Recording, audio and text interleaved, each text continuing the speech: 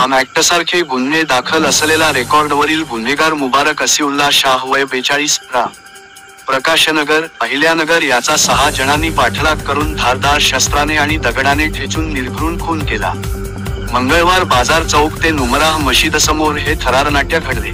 हल्ल्यानंतर 6 जण 2 दुचाकींवरून पसार झाले। सीसीटीव्ही कॅमेऱ्यात हा प्रकार चित्रित झाला आहे। प्राथमिक तपासात किरकोळ वादातून हा खून झाल्याचे स्पष्ट झाले आहे। मृत मुबारक शाह याचे कुटुंब मूळचे उत्तर प्रदेशातील आहे। बऱ्याच वर्षांपासून ते सांगलीत राहतात। मुबारक हा प्रकाशनगर येथे पत्नीसह राहत होता।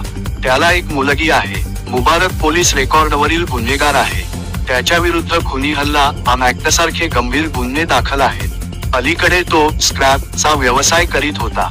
सोमवारी दुपारी 3च्या सुमारास सह्याद्रीनगर येथील हॉटेल रत्नामध्ये मित्र अझरुद्दीन इनामदार याच्याबरोबर आला होता। दुपारी 4:30च्या सुमारास मंगळवार बाजाराच्या कोपऱ्यावर रिक्षा थांब्याजवळ पानटपरीवर मावा खाण्यासाठी दोघे आले। दोघे जण बाकड्यावर बसले होते। त्यावेळी संशयित त्या ठिकाणी आले। मुबारक आणि त्यांच्यात किरकोळ कारणावरून वाद झाला। त्या वादातून एकाने धारदार शस्त्राने त्याच्यावर हल्ला केला। त्यामुळे जीवाच्या आकांताने आरडाओरडा करत मुबारक तेथून पश्चिमेला रेल्वे स्टेशनच्या बाजूला पळत सुटला। मात्र नुमराह मशिदसमोर रस्त्याच्या पलीकडे गल्लीच्या कोपऱ्यावर संशयितांनी दुचाकीवरून त्याला गाठले। तेथे त्याला दगडाने ठेचले। दगडाचा घाव वरमी बसल्याने मुबारक जागीच निपचित पडला। हे थरारनाट्य काहींनी बघितले। दरम्यान संशयितांनी तत्काळ दुचाकीवरून पलायन केले। नागरिकांनी 108 रुग्णवाहिकेस बोलावले, परंतु मुबारकचा जागीच मृत्यू झाल्याचे डॉक्टरांनी घोषित केले। खुनाची माहिती मिळताच संजयनगर पोलीस घटनास्थळी आले। स्थानिक गुन्हे अन्वेषणचे पथकही आले।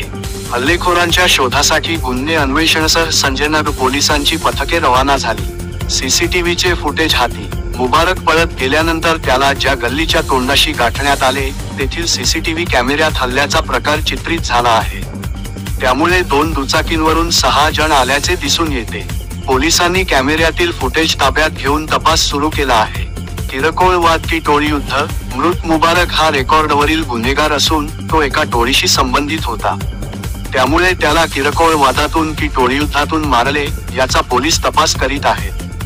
हल्लेखोरांना ताब्यात घेतल्यानंतर खुनाचे नेमके कारण स्पष्ट होईल असे सांगण्यात आले।